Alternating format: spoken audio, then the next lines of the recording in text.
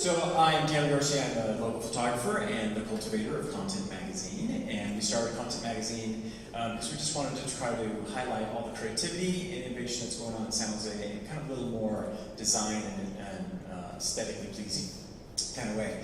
So I'm here to tell you like this about the circles that explain my San Jose. And my kind of story begins, I'm way behind. Okay, so my dad he's a first generation Mexican immigrant here to San Jose, and he also was a firefighter. When I was growing up, he would take me around the streets so that he would know his routes whenever there was a fire we'd be able to see. He would be able to know where to go quickly. My mom, on the other hand, though, is from more of a German English background, and she's really creative though, and every summer we would have little classes, and she would have like a craft of the week, and she sews and she cooks, and I think that some of my kind of like inspiration for getting involved in arts has come from my mom. So basically I am a mixture of my two kind of heritages and my two family past, the Mexican side and kind of the Anglo side. And I think that that's the circles that kind of explain my San Jose, that when two worlds or two circles kind of collide, you start to get kind of like this mixture and this chain. And I start to realize that I am just like a product of my parents' parents' parents and the future parent. The circles that kind of explain my San Jose actually is this connection, this chain that connects me to the past, but puts me in the future. And even in the present, the collaboration from the circles that go on as we collide here in San Jose are beautiful, and I love it. And so the circles that kind of describe my San Jose is a mixture. And it makes me stop and think of how I'm part of something maybe bigger and grander that's going on. And it starts to make me look up at the cosmos, and the circles make me think of how we are revolving around the sun, and we're just one of the many galaxies, and I begin to feel kind of small and maybe insignificant.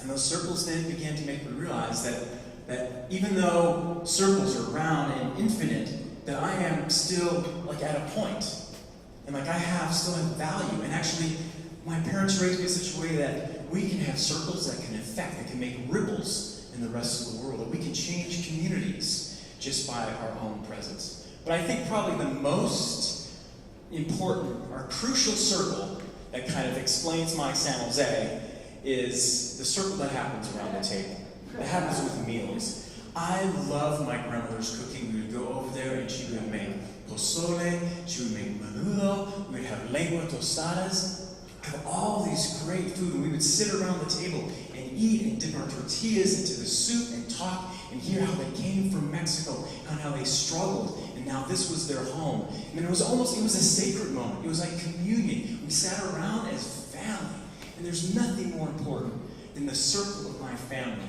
in my life. But then there's one particular thing at that table that stands out, and it's the tortilla.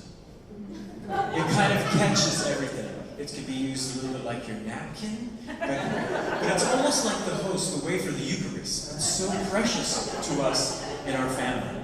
But that's my Mexican side of my family, my dad's side of the family. When I come to my mom's side of the family, they are German, strong, the salt of the earth people, and my grandmother was probably she was almost 6 feet tall, big, strong woman. She could cook though.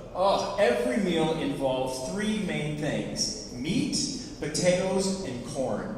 And she would just really cook, and it was great. And we always had this funny thing when we went over to her house. It was called Wonder Bread. And she would take the Wonder Bread, and then she would take a slice of Oscar Mayer bologna, and she would put it on there with just the right amount of mustard and mayonnaise and lettuce. And nobody really could make like a bologna sandwich like my grandmother. And bologna became to be like another circle that kind of explains my San Jose.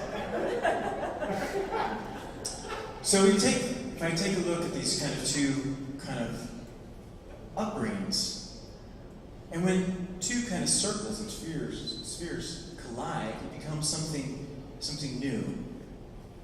And the circles that kind of explain my San Jose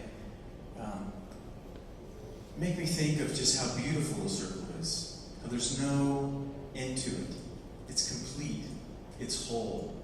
It's kind of like when you look at the depth that you see when you look into circle, I think maybe the eye of God is looking at me. And at the same time, even though I'm small, and in this infinite world, I'm finite, and yet we can make reverberations throughout the world with who we are, with our connections, and our circle bumping in and influencing, linking with other circles. So in the end, the circles that explain my San Jose are a tortilla and bologna. But when I was a kid, we would take the flour tortilla and warm it up, and then put mayonnaise on it, and then put bologna and roll it up. And it was wonderful. Matter of fact, I'm getting kind of hungry, and I think that's the circles explain my San Jose, and I think I'm going to go get a bologna burrito. Thank you.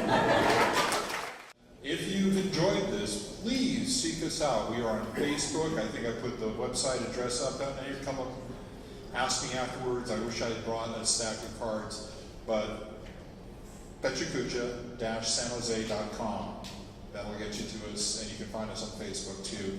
And I will definitely announce the next one within the next month or so.